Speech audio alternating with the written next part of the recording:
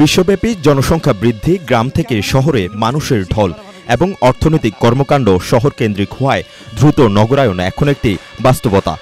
এই দ্রুত পরিবর্তন শহরকে যেমন আধুনিক করে তুলছে, তেমনি সৃষ্টি করছে নতুন চ্যালেঞ্জ।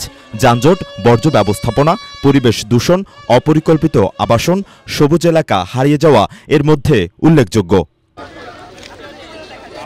মঙ্গলবার চট্টগ্রাম প্রকৌশল ও প্রযুক্তি বিশ্ববিদ্যালয়ে উদযাপিত হয়েছে বিশ্ব নগর পরিকল্পনা দিবস 2025। সকালে এই দিবস উপলক্ষে শিক্ষার্থীরা ক্যাম্পাসে র্যালি বের করেন। পরে বিশ্ববিদ্যালয়ের ভিসি পায়রা ও বেলুন উড়িয়ে অনুষ্ঠানের উদ্বোধন করেন। বাংলাদেশে হয়তোবা প্ল্যানিং এর সেক্টরটা একটু কম, তবে হ্যাঁ ডেভেলপ হচ্ছে। কোনো একটা কিছু যখন আমরা শুরুতে বানাই, নগর পরিকল্পনা জিনিসটার কনসেপ্টটা অনেক নতুন, তো শুরুর দিকে যখন হইতো তখন হয়তো এত প্ল্যান করে বা অনেক কিছু চিন্তা ভাবনা করে জিনিসটা টাউনগুলো প্ল্যান করা হয় না। ইউআরপি যে সাইট, ইউআরপি যে ডিপার্টমেন্ট, এটা যেন সারা পৃথিবীতে ছড়ায় যায়। 10 বছরের যাত্রা তো কেবলই শুরু। একসাথে গ্রো করার এই জার্নি চলুক আগামীতেও। পাঠাও 10 years of growing with you।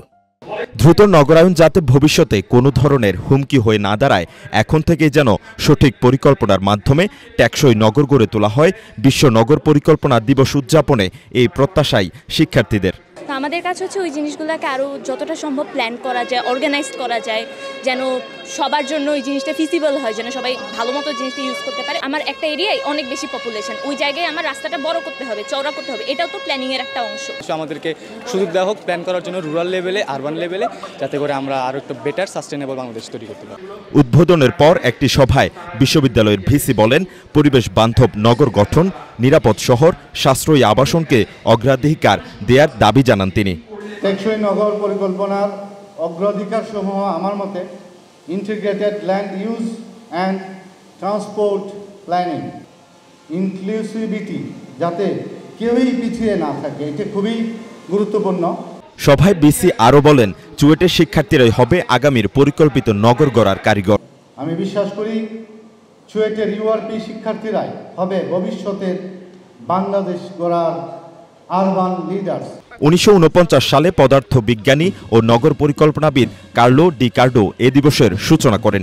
উদ্দেশ্য ছিল টেকসই শহর গড়ে তোলা, মানসম্মত জীবন ব্যবস্থা নিশ্চিত করা, প্রাকৃতিক সম্পদ সংরক্ষণ এবং পরিকল্পিত নগর ব্যবস্থার গুরুত্ব সম্পর্কে জনসচেতনতা বৃদ্ধি করা। মেহরাজ হোসেন, কালের কণ্ঠ, চট্টগ্রাম।